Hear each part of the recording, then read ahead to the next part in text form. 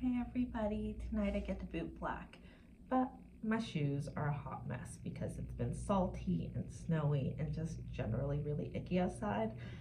I haven't taken the time to clean them yet. So these are my nice oil tan boots. These are some of my favorites, so why don't you help me clean them and get the salt and the yuck from winter off of them. Now in order to do that, all we need to do is have some vinegar and some water, and this is just really cheap vinegar that I got at the store. It was the cheapest I could find, and it will do the job perfectly. Now I like to use a spray bottle for all my things, so 1 part vinegar, 1 part water, so it's a 50-50 solution. 50% vinegar, 50% water, half and half, all there is to it. And what we're going to do is we're going to use whatever method of cleaning works best for you. Now, because of the salt, I don't want to use like a shaving brush because this is really soft. If I push down, you can see where it just flares out really easily. This is something that's better for a gentle, nicer clean, something you want a good lather on with soap. We're not using soap today, so this is not going to be my preferred. Sometimes I like to use my cloth to clean. Nice, easy old towel, super soft, a microfiber cloth. Today I'm not going to do that either. I'm going to show you how to do this with a horsehair brush because this is what most of your cleaning is going to be done on. Now, this method is going to work with this horsehair brush for basically any of your leathers that have any kind of salt going on with them. So while I have an oil tan shoe today, if you had a polished shoe, you could use this because this is softer and the polished shoe is more reflective and it's a softer, different kind of thing that you don't want to scratch. You could use your nice shaving one. If you had a patent leather, you could use your towel. The shaving brush would also work. Or if you're doing suede, a lot of people like to use the towel. I don't.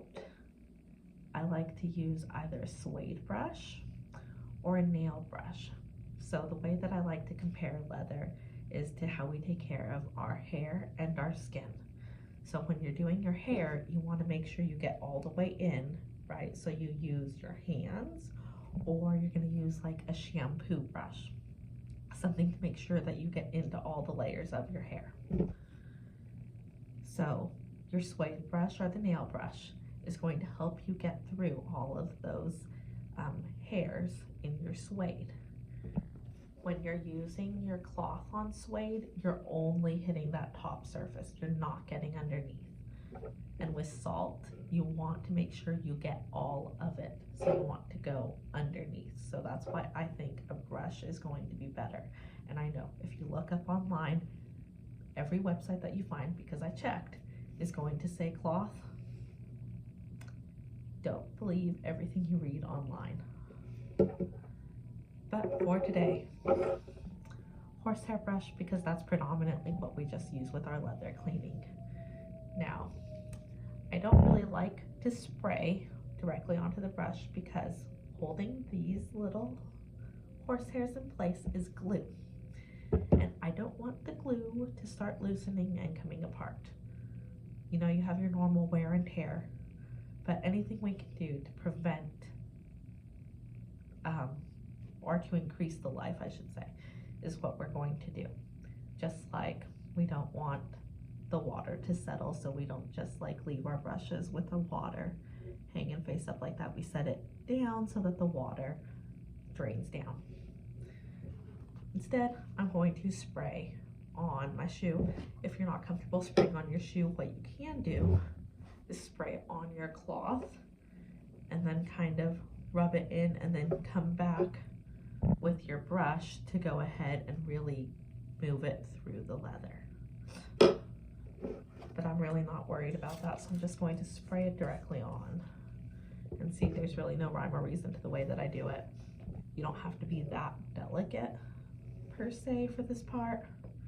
Now, when we're cleaning, We always want to do gentle circular brushes.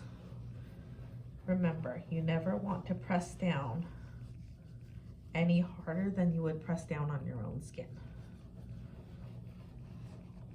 because leather is preserved animal hide. It's really going to be similar to how we take care of ourselves. So that gentle circular motion, and circular motions are important because it gets into all the nooks and crannies. If you go with the grain, then you're not necessarily getting under all the parts of your leather, especially in suede. So again, just keep going. And what you want to do is go over until you've really worked that water through, and until you think that you've gotten all of that salt and that yuck out. Now, you can see where I haven't taken care of my shoes in a while, so I'm going to put this up close, and hopefully you can see, like right here, it's a little rough. That's where I need to come back with a conditioner. Because I'm using vinegar, though, we have to be careful about the chemical reactions to things. So if my shoe were really, really gross, it's only got the salt yuck on it right now and some general dirt. But if it were sticky, because, you know, I have a kid and sometimes things in my life are just sticky, I could let this dry and then come back with a glycerin-based soap.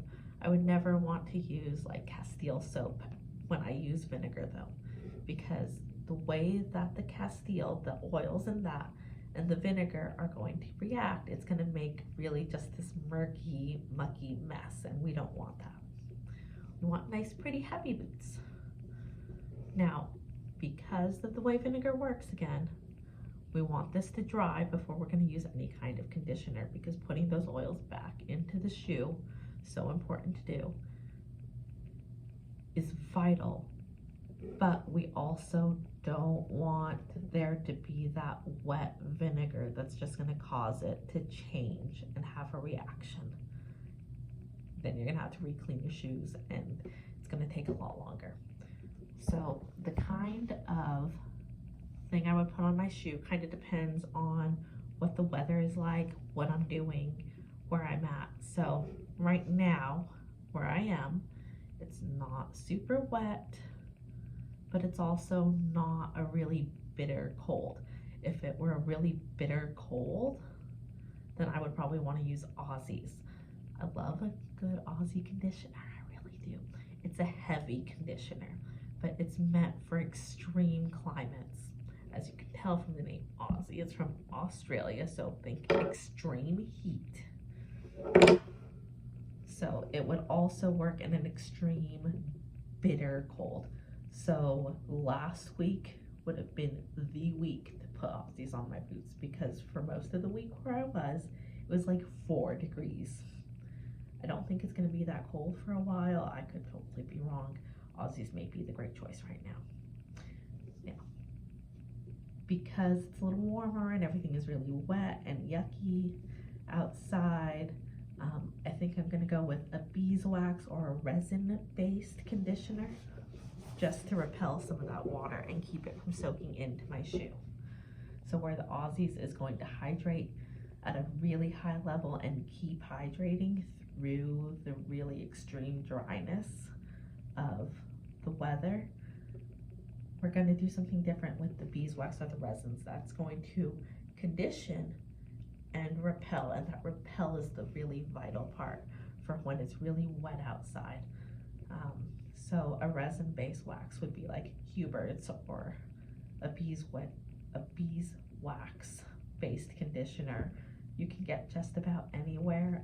Picard's would be one that would be a really good. That one's made in an area that's perfect for rain. Another thing that you could do, because you might be allergic to some of the different products, I got you. Fractionated coconut oil. It is my favorite thing to use when we're allergic to things, or we don't want to have all those chemicals that we may not know what they are, because let's face it, all the different conditioners that are out there, they all have their secret magic blend, which is all good and well, except they don't tell you what's in it. If you're trying to live a more natural lifestyle, or maybe you've got a lot of allergies or skin sensitivities, you want something that's going to be able to work through that. So fractionated coconut oil is one of my favorites. It's a heavy conditioner because of the oil concentration. However, of the heavy oils, it's a lighter oil. So for me, it's just easier to control and to manage because I'm really heavy-handed sometimes. You know that about me. So that's why I like the fractionated coconut oil. You could also use yourself a nice olive oil. Now the type of oil doesn't necessarily matter. I'm gonna say that because, you know, with everything there's like a caveat for something somewhere.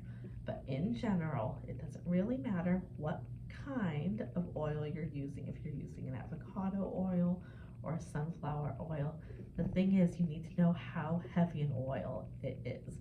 So like an olive oil is very oily. It's a very heavy oil. So if we're gonna put coconut oil here, we're gonna put olive oil up at the top of our list. Okay, so sunflower oil, the vegetable oils, probably gonna be somewhere high middle maybe. Just know that the heavier the oil is, the less you want to use. You shouldn't use all that much anyway. Honestly, just a teensy weensy dab goes a whole long way. And make sure as you polish or as you put your oil in, you're going outward. So if I were to put it on the center here, I would make sure that I'm going out and rubbing it out and as far as I can before I use any more. Because remember, a little goes a really long way. So there you have it. Getting salt out of your shoes in the middle of winter, it's really not all that hard. It's not all that time consuming. It's really easy and it'll really preserve the life of your leather. Your leather will appreciate it so much, I promise. All right, guys, I've got to go ahead and get back to boot blacking right now because I've got a lot of stuff to get ready for before I go out tonight. Bye, have a good night.